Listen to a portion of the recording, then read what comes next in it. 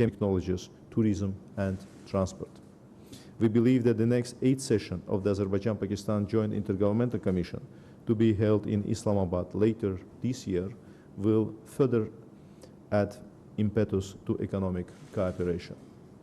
Moreover, we invite Pakistani business representatives to consider the opportunities provided by the international transit corridors passing through the territory of Azerbaijan and the Baku International Sea Trade Port. In the same manner, our Pakistani partners can benefit from favorable conditions and privileges offered by the Alat Free Economic Zone. Additionally, direct flights between our countries contribute to the expansion of tourism and people-to-people contacts. Currently, there are 6 flights per week from Baku to Islamabad, Lahore, and Karachi. Last year, the number of Pakistani tourists visiting Azerbaijan reached 55,000. In the first 4 months of 2024, the number is close to 20,000. Hosting the 29th session of the UN Conference of the Parties to the UN Framework Convention on Climate Change, COP29, by Azerbaijan in 2024 will also create additional opportunities for our cooperation in clean energy and green transition related areas. Last but not least, today we pleasingly mentioned social projects implemented in Pakistan by the Hyder Ali Foundation and emphasized the importance of expanding humanitarian, cultural, and academic exchange between our brotherly peoples. Furthermore, cooperation between higher education institutions and cultural centers of the two countries, as well as scientific research institutions and think tanks, is of utmost importance. We are glad that various cultural and language centers operate both at Azerbaijani and Pakistani educational institutions. Ladies and gentlemen, Azerbaijan has always appreciated Pakistan's firm political and moral support to Azerbaijan during the past Armenia-Azerbaijan conflict, the 44-day patriotic war, and afterward. Our position on the issue of Jammu and Kashmir has always been consistent as well. Azerbaijan supports the peaceful solution of this problem based on the norms and principles of international law and relevant resolutions of the UN Security Council, as well as with full respect for international humanitarian law. Today, I briefed my colleague, Minister Azhar, about the post-conflict situation in our region, Azerbaijan's rehabilitation and reconstruction work in the liberated territories, as well as the long-standing landmine threat that challenges these efforts. The recent agreement on the delimitation of a certain portion of the border between Azerbaijan and Armenia, and the return of long-time Armenia-occupied 4 villages to Azerbaijan positively contributes to the normalization track. Azerbaijan is committed to the peace process, and we hope that it will yield positive results for a prosperous and secure region for all countries. Dear Mr. Minister, I would like to express my confidence that this visit will be a step forward to the further development of friendship and strategic partnership relation between our brotherly countries. I thank you once again for your kind invitation and warm hospitality. Thank you. Excellency, ladies and gentlemen, Assalamu alaikum and very good morning.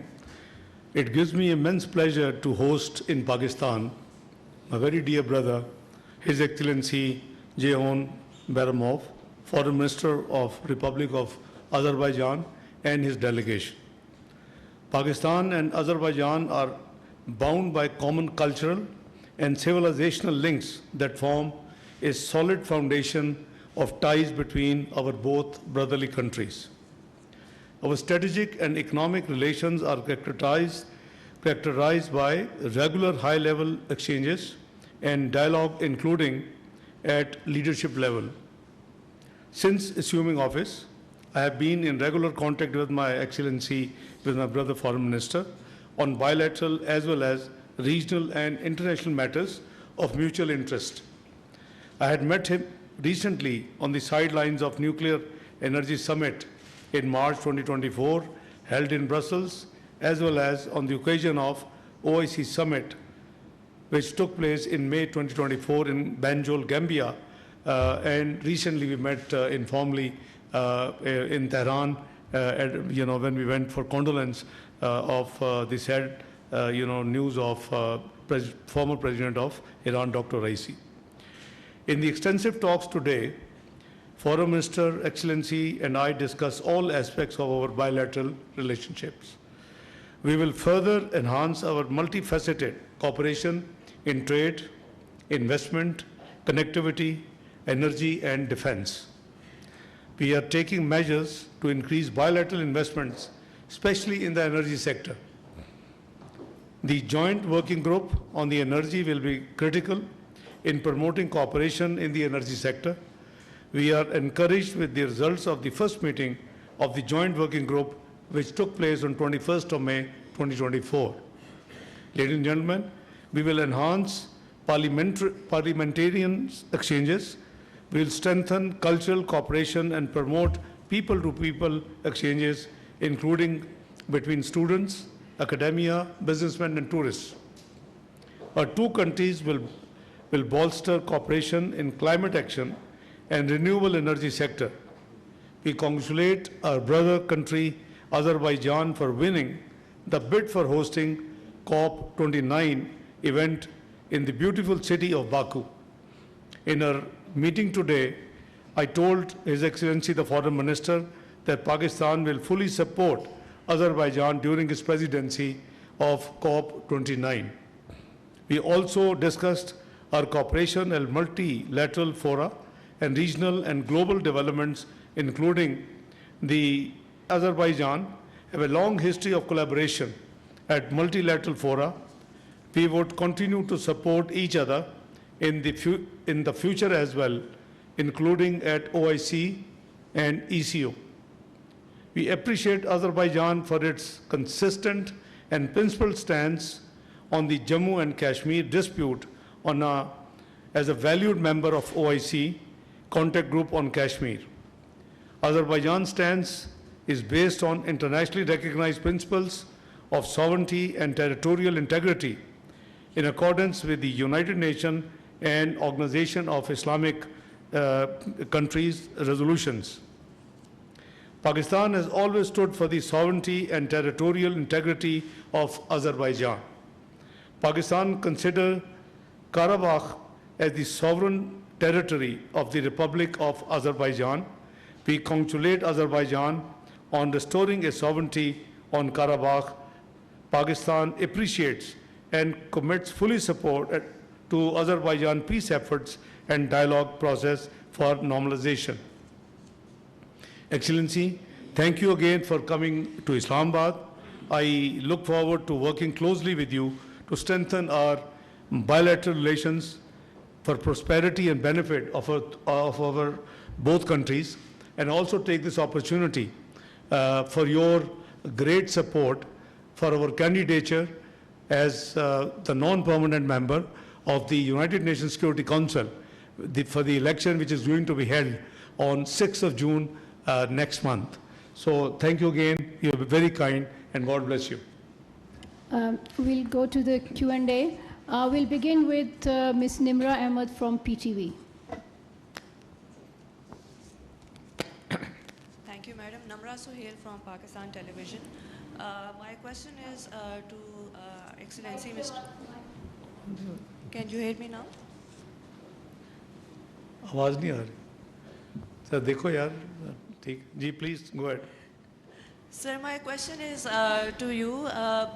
Mr. Foreign Minister, you've made your statement about extensive statement on government-to-government contacts between the two brotherly countries. My question to you is, what about what are we doing to promote people-to-people exchanges between the two brotherly countries of Pakistan and Azerbaijan?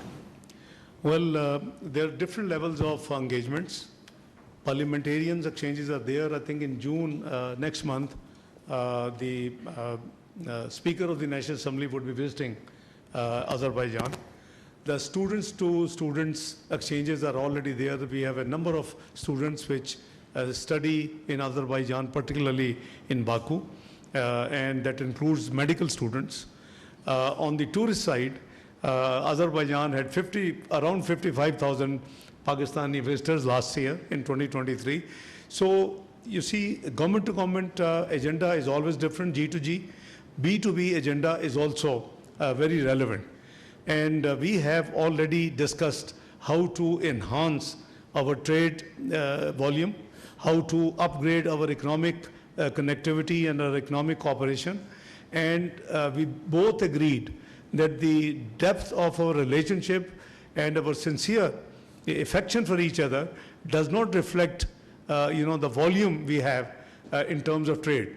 So I remember when about a decade ago, when I went to Baku to hold the joint ministerial meeting, the Intergovernmental Commission, what we call, and representing Pakistan, I had the privilege and prerogative of calling on His Excellency, the President of Azerbaijan.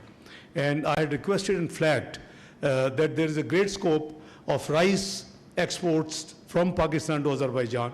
And I was thrilled when I got the news that His Excellency, the President, waived the duty, import duty in Azerbaijan of Pakistani rice. Now it is up to our own people, the private sector, the business community, the Rice Export Association of Pakistan, to take initiative, avail this great, economic benefit. So you see, there is a long agenda we have.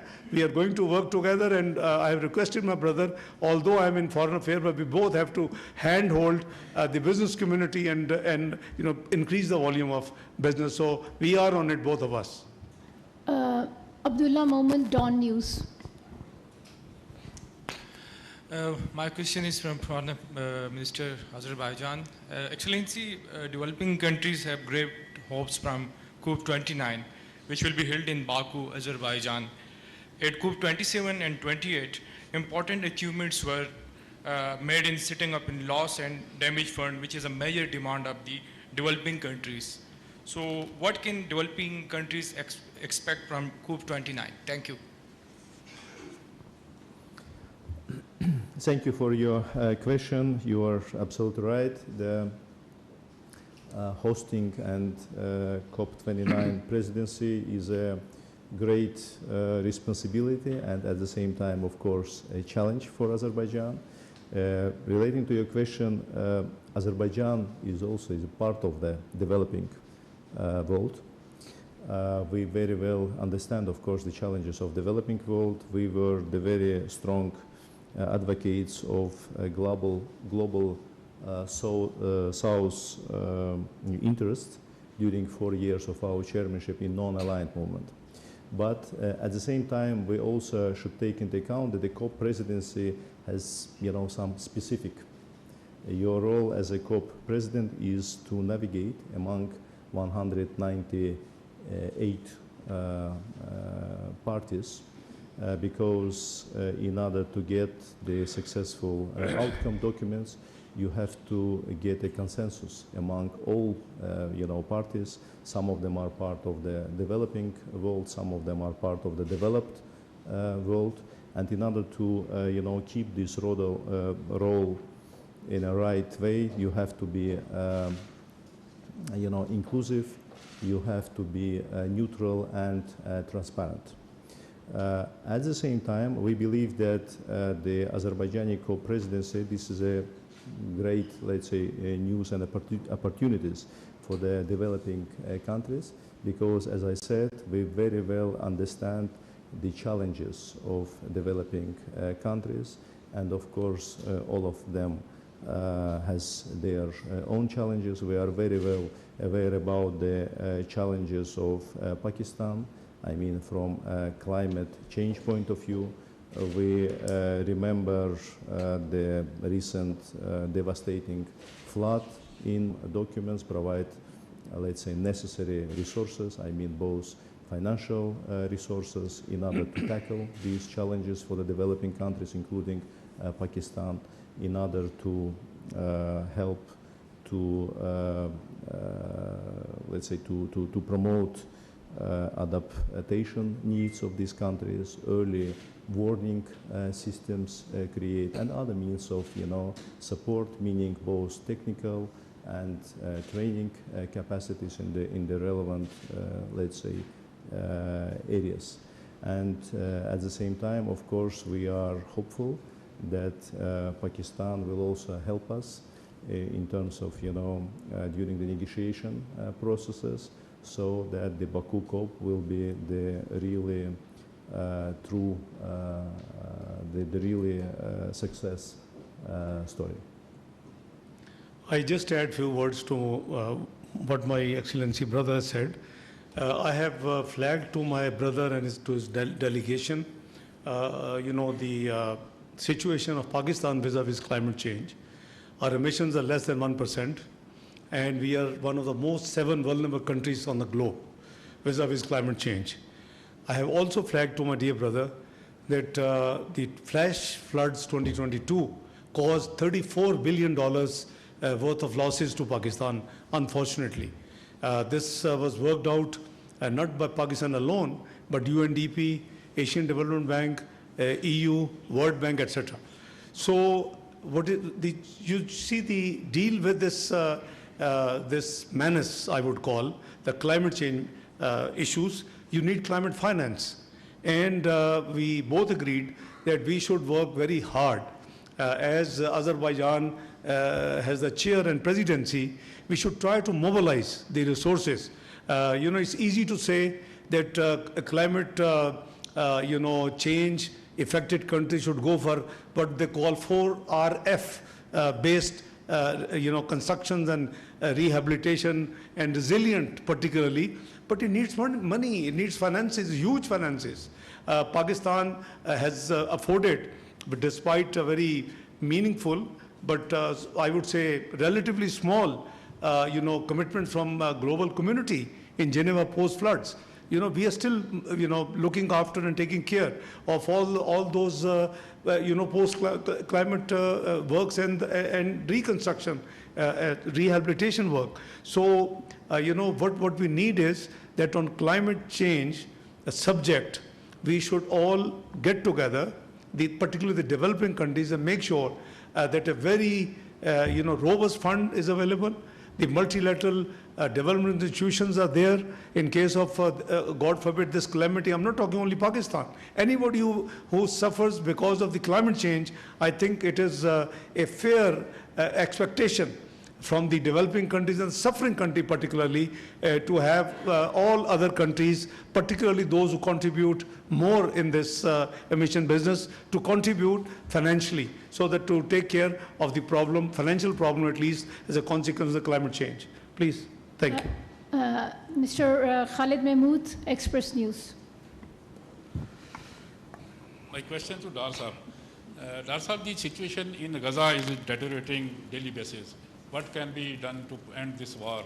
Do you discuss this issue in the meeting? We have discussed this issue in detail, not only in today's meeting, but I think we both echoed the same feeling, the same concerns just last month in Banjul in the OIC 15 summit. You see, the situation is obviously very concerning for not only for Pakistan and Azerbaijan, but it is a great concern to all entire Muslim Ummah. Look at what has happened now to Rafah. So where is the international law? Where is the UN resolutions? Where is the International Court of Justice judgment, which said that it's almost genocide? They use the word in their judgment. So you see, this is most unfortunate that one country is carrying two hoots about the international law, the United Nations Security Council resolution, the OIC resolutions, and it's just moving on the way. So we have discussed, we have shared our concern, and we are actually doing whatever, do the diplomatic work on this subject. Both of us. Brother, you'd like to add something? Yes. Yes, please, if you want to add something. Thank you. Yes, this issue was, of course, among one of the most important issues in our discussions. And of course, situation in Gaza is a source of great concern for all of us. And of course, we call for the immediate cessation of hostility. And we believe that the durable and long-standing peace in Middle East can be only based on the two-state solution, based on the relevant United Nations security resolutions. And we, of course, call, to the resolution of this case based on the two-state solutions, and Azerbaijan supported initiatives to this effect, which are just recently were discussed in United Nations General Assembly also. We both concurred in our dialogue that two-state solution with pre-1967 borders and Al-Quds al-Sharif to be its capital, short of that there is no solution to this problem. And to have perpetual and sustainable peace in the Middle East, this problem has to be solved. Please. Yes, Ali Hussain with Business Recorder. Thank you. This is Ali Hussain from Business Recorder. My question is to both the foreign ministers. As we know, Pakistan and Azerbaijan are part of various connectivity projects. Pakistan is part of CPEC and Azerbaijan is part of Central Corridor, passing from Central Asia to, through Azerbaijan.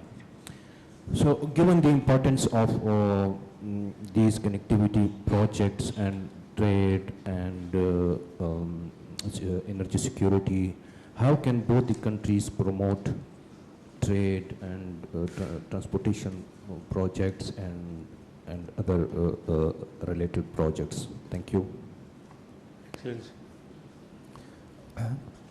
Relating to the connectivity, so you are absolutely right. In our agenda, the connectivity is always on the top of our agenda.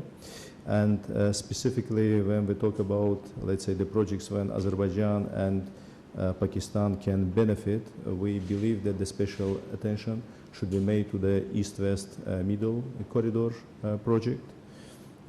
So first of all, this project is around 2,000 kilometers shorter in comparison to other alternatives. When we talk about the land connection between Europe to Central Asia, further to the countries of the region, being, you know, Pakistan, China, or let's say other countries of this great region.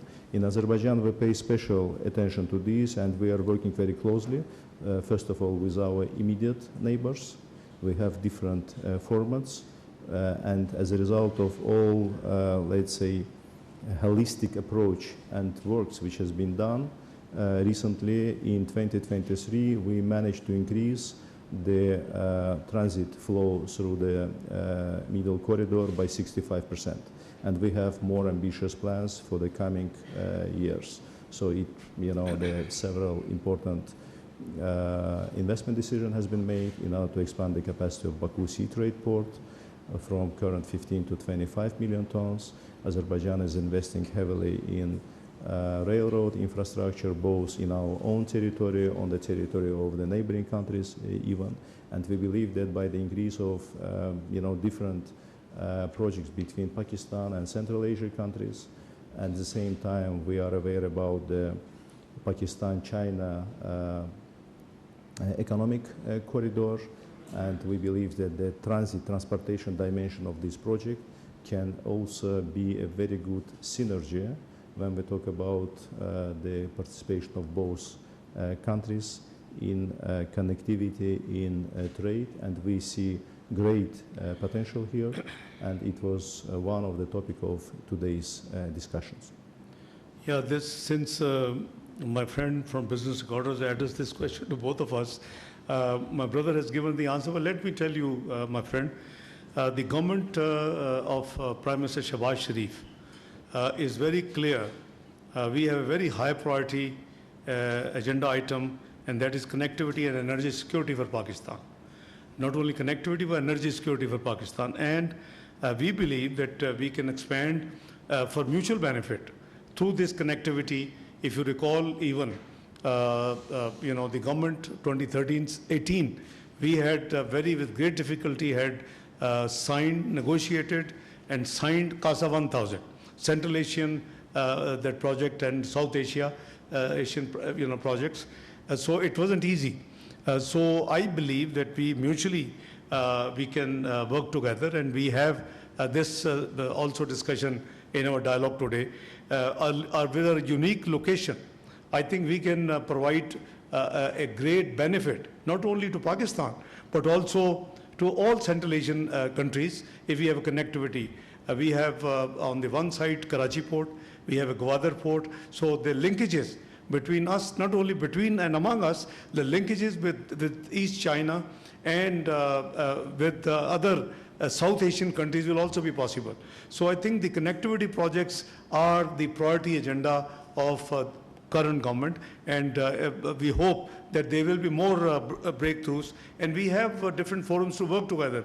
We have Economic Cooperation organization, we have Organization of Islamic Cooperation, OIC, and different other forum where we can promote and take these ideas further, and once those ideas become successful, and mature and materialize, the people of all the concerning countries would benefit. Thank you. This was our last question, and we conclude our briefing of today, and thank the two foreign ministers for joining us. Thank you. Thank you very much indeed. नायब वज़ीर-ए-आज़म और वज़ीर ख़ारजा इसहाक़ डार और Azerbaijan के वज़ीर ख़ारजा मुश्तरका